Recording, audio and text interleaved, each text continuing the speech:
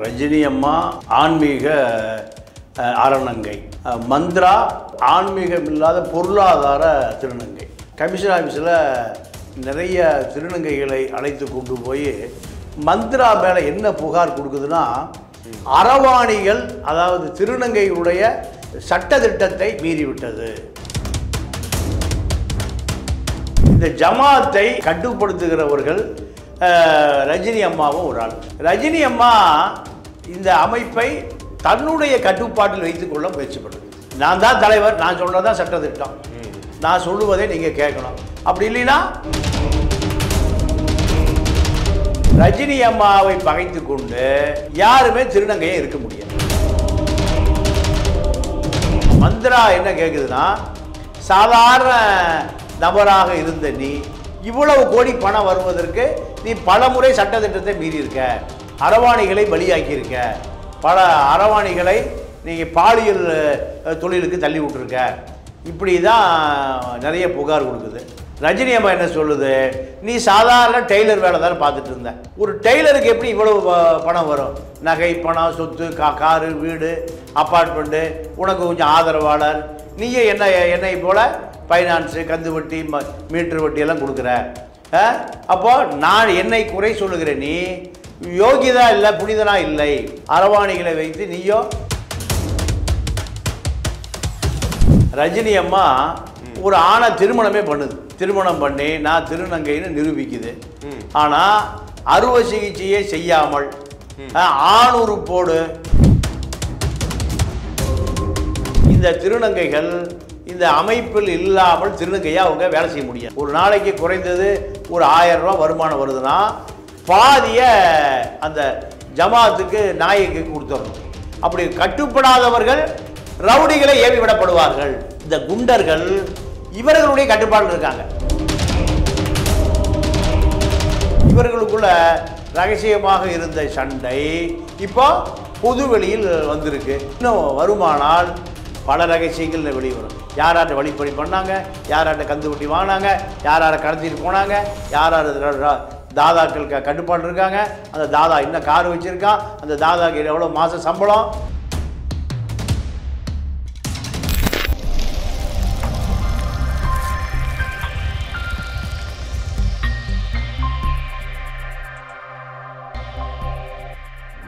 வணக்கம் சார். வணக்கம். எப்படி இருக்கீங்க? நல்லா இருக்கேன். இல்ல வாரம் ஏதாவது ஒரு பஞ்சாயத்து வந்துகிட்டே இருக்கு.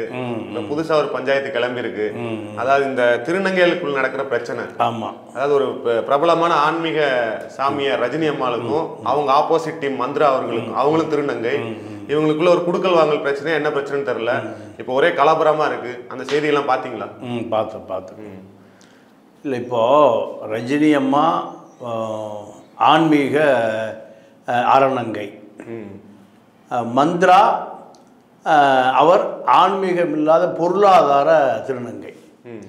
இப்போ இந்த அம்மா என்ன சொல்லுதுன்னா, கமிஷன் ஆஃபீஸில் நிறைய திருநங்கைகளை அழைத்து கொண்டு போய் மந்த்ரா மேலே என்ன புகார் கொடுக்குதுன்னா, அறவாணிகள் அதாவது திருநங்கைகளுடைய சட்டத்திட்டத்தை மீறிவிட்டது.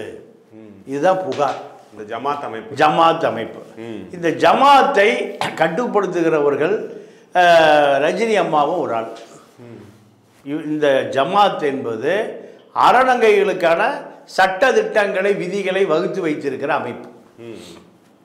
இந்த அமைப்பு இவர்களுக்கு ஒரு பாதுகாப்பு, இவர்களுக்கு சமூக பாதுகாப்பு, அரசை அணுகுவது, பொதுநல தொண்டு அமைப்புகளை அணுகுவதற்கான அமைப்பு அது. இப்போ ரஜினி அம்மா இந்த அமைப்பை தன்னுடைய கட்டுப்பாட்டில் வைத்துக்கொள்ள முயற்சி பண்ணுது. நான் தான் தலைவர், நான் சொல்றதான் சட்டத்திட்டம், நான் சொல்லுவதை நீங்கள் கேட்கணும். அப்படி இல்லைன்னா இதிலிருந்து நான் வெளியே அனுப்பிச்சிடுவேன்.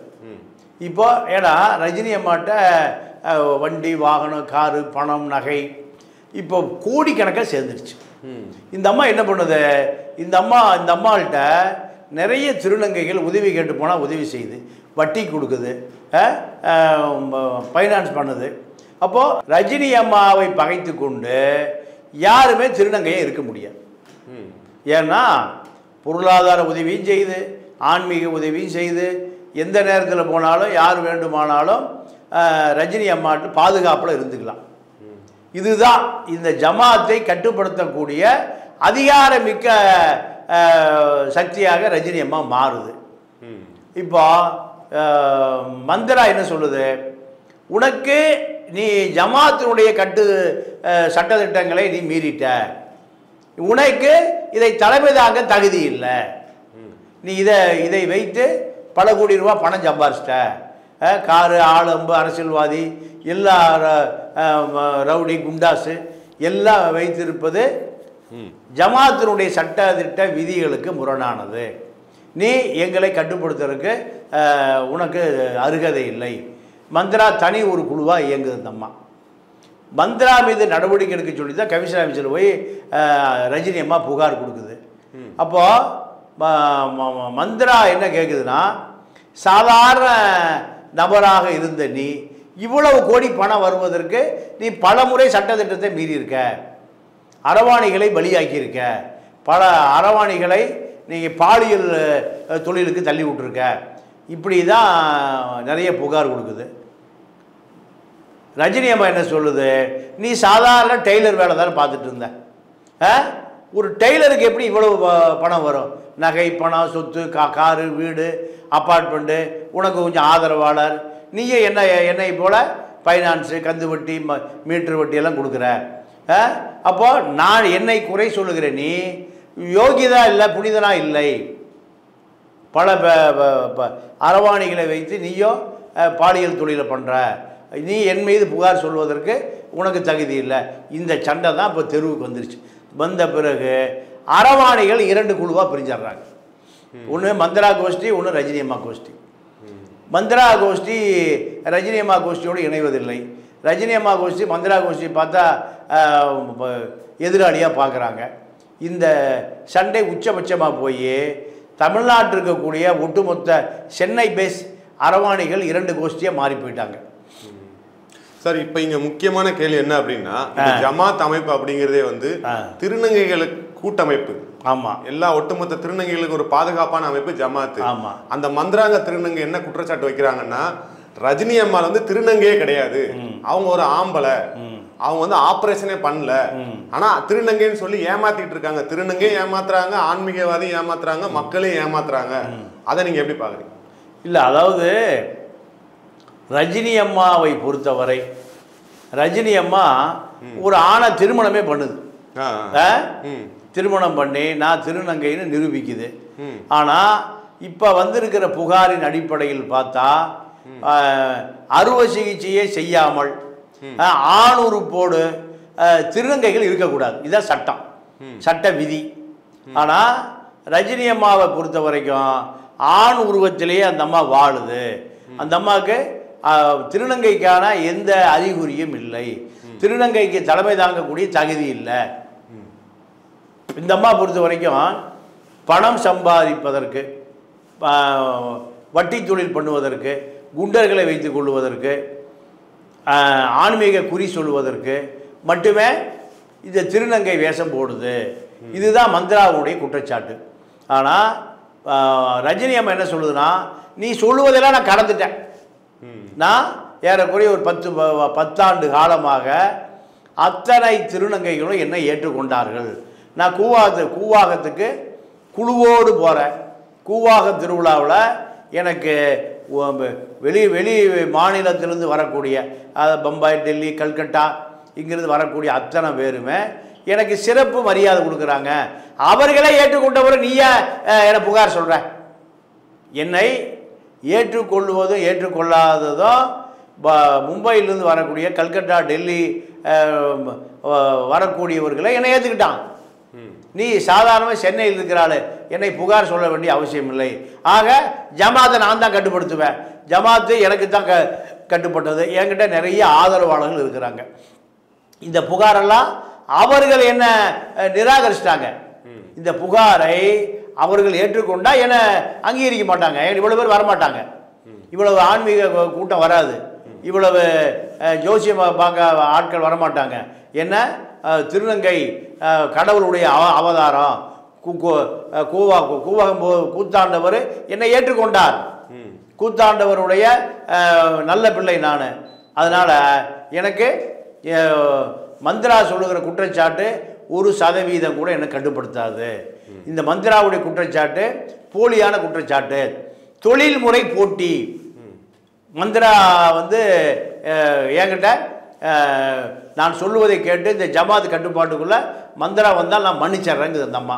ஆனால் மந்த்ரா, உன்னை நான் இந்த ஜமாத்திலிருந்து வெளியேற்றாமல், ஜமாத்தில் போலியான நபர் நீ, அதனால் உன்னை அம்பலப்படுத்தாமல்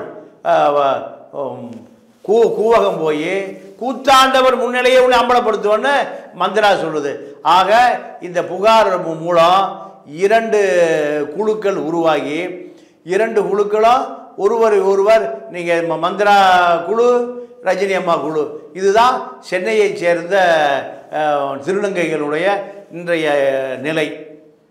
இப்போ மற்ற மாவட்டத்தில் பார்த்தீங்கன்னா, தமிழ்நாட்டில் இருக்க மற்ற மாவட்டத்தில் பார்த்தீங்கன்னா இந்த ஜமாத் அமைப்புக்கு ஒரு தலைவர் தான் இருக்கிறாங்க. ஆனால் சென்னையில் மட்டும் 21 தலைவர் இருக்கிறாங்க. ஒவ்வொருத்தருக்கு வந்து 20 லட்ச ரூபா கிட்ட கொடுக்குறாங்க. அந்த ஜமாத் அமைப்புக்கு வரணும் அப்படின்னா திருநங்கைகள் வந்து 20 லட்ச ரூபா கிட்ட கொடுக்குறாங்க. அப்படி பார்த்தா அது 5 கோடி ரூபா ஆகுது. இதெல்லாம் வச்சுட்டு சாதாரண திருநங்கைகள் வந்து பிச்சை எடுக்கிறாங்க. இந்த மாதிரி நாயக்கு இவங்கெல்லாம் வந்து சொகுசு வாழ்க்கை வாழ்றாங்க. கழுத்து நிறைய செயின், நகை, காரு, லக்ஸரி காரு, ஆடம்பர வீடுன்ட்டு இந்த திருநங்கைகளை கொத்தடிமையா பயன்படுத்தி வாழ்றாங்கன்னு மந்த்ரா அவர்கள் ஒரு பெரிய குற்றச்சாட்டு வைக்கிறாங்க. இல்லை, உண்மைதான் அது. அதாவது இவர்களுக்கு காவல்துறை பாதுகாப்பு, சமூக பாதுகாப்பு, இதற்காக இவர்கள் இந்த ஜமாத்து நாயக் சிஸ்டம்லாம் வட இந்தியாவில் முதல்ல ஆரம்பிச்சது.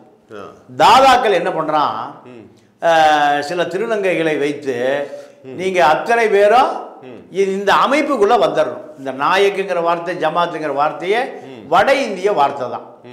இத பம்பாயிலாம் ஆயிரக்கணக்கான திருநங்கைகள் இருக்காங்க. இந்த திருநங்கைகள்லாம் அசல் பெண்களை போலவே இருப்பார்கள். நீங்க மிகப்பெரிய வட இந்திய மார்வாடிகள் தங்களுடைய அந்த புறத்து ஆசை நாயகிகளை பாதுகாப்பதற்காக ஆண்களை பவுன்சர்களை வைத்திருந்தா அவர் அந்த பெண்களுக்கு பாதுகாப்பு இல்லை. அவர்களே நீங்கள் இந்த பவுன்சர்களை நீங்கள் மிகப்பெரிய மார்வாடிகள், வசதி படைத்த நில சுவார்ந்தார்களுடைய அந்த புறத்து நாயகியோடு இவர்களே காதல் கொண்டுருவான். அதனால இந்த அரவாணிகளுக்கு டிமாண்டு. இந்த அரவாணிகள் ஆணும் இல்லாமல் பெண்ணும் இல்லாமல் இருக்கிற காரணத்தினால அந்த புறத்து நாயகிகளுக்கு பாதுகாப்பு, அவர்களுக்கு உடல் ரீதியாக எந்த தொந்தரவும் இல்லை. இதற்காக உருவாக்கப்பட்டதான் இந்த ஜமாத்து நாயக்கு இப்படி அதிகார மையமான ஒரு அமைப்பு. இந்த அமைப்பு எல்லா திருநங்கைகளுமே பேஸ் எங்கேன்னு கேட்டிங்கன்னா மும்பை தான். மும்பையிலிருந்து அப்படியே இந்த கலாச்சாரம் கொஞ்சம் கொஞ்சமாக வந்து இப்போ சென்னையை ஆக்கிரமித்து விட்டது. சென்னையில் இந்த நாயக்கு, ஜமாத்து, இந்த அடியாள், ரஜினி அம்மாவை பொறுத்தவரை நீங்கள் எல்லா திருநங்கைகளுக்கும் திருநங்கை அல்லாதவர்களுக்கும் நீங்கள் ஃபைனான்ஸ் பண்ணுது. இதை வசூல் பண்ணுறதுக்கு அடியாட்கள் தேவை. ஆனால் அடையாள திருநங்கைங்கிற பேரில் பணம் கொட்டுகிறது, வருமானம் நிரம்புகிறது. இதை ஃபைனான்ஸ் தொழில் செய்வதற்கு நீங்கள் லோக்கல் தாதாக்கள் தேவை. இதுதான் வட இந்தியாவில் உருவாக்கப்பட்ட இந்த கலாச்சாரம் கொஞ்சம் கொஞ்சமாக நகர்ந்து சென்னையில் முழுமையாக இந்த திருநங்கைகள் இந்த அமைப்பில் இல்லாமல் திருநங்கையாக அவங்க வேலை செய்ய முடியாது. ஒரு நாளைக்கு குறைந்தது ஒரு 1000 ரூபா வருமானம் வருதுன்னா பாதியை அந்த ஜமாத்துக்கு நாயக்கு கொடுத்துடணும். அப்படி கட்டுப்படாதவர்கள் ரவுடிகளை ஏவி விடப்படுவார்கள், சட்டவிரோத குண்டர்களை ஏவி விடப்படுவார்கள். இந்த குண்டர்கள் இவர்களுடைய கட்டுப்பாட்டில் இருக்காங்க. ரஜினி அம்மா கட்டுப்பாட்டிலையோ மந்திரா கட்டுப்பாட்டிலையோ சில குட்டி குட்டி ரவுடிகள், தாதாக்கள், அரசியல்வாதிகள் பயன்படுத்துகிற தாதாக்கள், குட்டி சமூக விரோதிகள். அப்போ இவர்களுக்கு பாதுகாப்புக்காக உருவாக்கப்பட்ட அமைப்பு. இவர்கள் இந்த அமைப்பிலிருந்து நீங்கள் மாதம் இவருடைய உழைப்பில் பாதியை கொடுக்க வேண்டிய அளவுக்கு அடிமையாக்கப்பட்டு விட்டார்கள். இதுதான் மந்திராவுக்கும் ரஜினி அம்மாவுக்கும் உள்ள சண்டை. வட இந்தியாக்களில் முழுக்க பெரிய பெரிய தாதாக்கள் 5 மர்டர் பண்ணவன் 10 மர்டர் பண்ணவன் இப்போ போலீஸ் தேடப்படுகிற குற்றவாளி கட்டுப்பாட்டில் தான் இந்த திருநங்கைகளுடைய தலைமையே இருக்குது. நாயக்னா மிலிட்ரி வார்த்தை அது. கமாண்டர் ஜெனரல் மேஜர் ஜெனரலுங்கிற மாதிரி நாயக்னா அவர் தான் தலைமை. இந்த தலைமைக்கு பல கோடி ரூபாய் வசூலாகுது. அப்போ இவர்களுக்கு தொழில் போட்டி தான் இப்போ மந்திராவுக்கும் ரஜினி அம்மாவுக்குமான சண்டையாக மாறி இருக்கு. 2 பேருமே சமாதானமாக போகக்கூடிய சில சமரச பேச்சுவார்த்தைகளும் ஆரம்பிச்சிருக்கு. அதனால் கூடிய விரைவில் 2 பேருமே ஏதாவது வழக்குன்னு வந்து பதியப்பட்டால், நீதிமன்றத்தினுடைய கவனத்திற்கு வந்தால், இந்த நாயக்கு ஜமாத்து அத்தனையும் பொதுவெளிக்கு வரப்படும். இவர்களுக்கு யார் பின்னணி, இவர்களுக்கு யார் பாதுகாப்பு, இவர்களுக்கு எத்தனை கோடி பணம் வருது, வரி கட்டுறாங்களா, சொத்து வாங்கினது எப்படி, லக்ஸரி கார் வாங்கினது எப்படி, அப்பார்ட்மெண்ட் எப்படி, கோயிலில் பணம் கோடி ரூபாய் இப்படி பல விஷயங்கள் வெளி உலகத்துக்கு வருவதற்கு வாய்ப்பு இருக்குது. இப்போ இவர்களுடைய சண்டை நீங்கள் வெளி உலகத்துக்கு பரவுமானால் கண்டிப்பாக பல மர்ம முடிச்சுகள் அவிழ்க்கப்படுவதற்கு வாய்ப்பு இருக்குது. இப்போ மந்திரா அவர்கள் என்ன குற்றச்சாட்டு வைக்கிறாங்கன்னா, திருநங்கைகள் வந்து நிறைய சமூக விரோத செயல்கள் செய்கிறாங்க. அதாவது மக்கள்கிட்ட பொதுமக்கள்கிட்ட காசை அடித்து கொடுங்கிறது, அப்புறம் வந்து இந்த பாலியல் ரீதியான தொழில்கள் பண்ணுறது, இந்த மாதிரி பிரச்சனைகள்லாம் பண்ணும்போது அவங்களுக்கு ஒரு பாதுகாப்பு கொடுக்கறதுக்காகத்தான், அதாவது அவங்க மேலே இருக்கிற குற்றத்தை வந்து ஒத்துக்காமல் அவங்கள ஒரு போலீஸ் இன்வெஸ்டிகேஷன் ஏதோ வரும்போது ஒரு பாதுகாப்பு கொடுக்குறது, அந்த சமூக விரோத செய்கிற திருநங்கைகளை பாதுகாக்கிறதுக்கு தான் இந்த ஜமாத் அமைப்பு யூஸ் பண்ணுது. ஸோ இவங்களே திருநங்கைகளை வந்து தவறாக வழி நடத்துகிறாங்க, அதனால் இந்த ஜமாத் அமைப்பை ஒழிச்சே ஆகணும் அப்படின்னு மந்திரா குற்றச்சாட்டு வைக்கிறாங்க.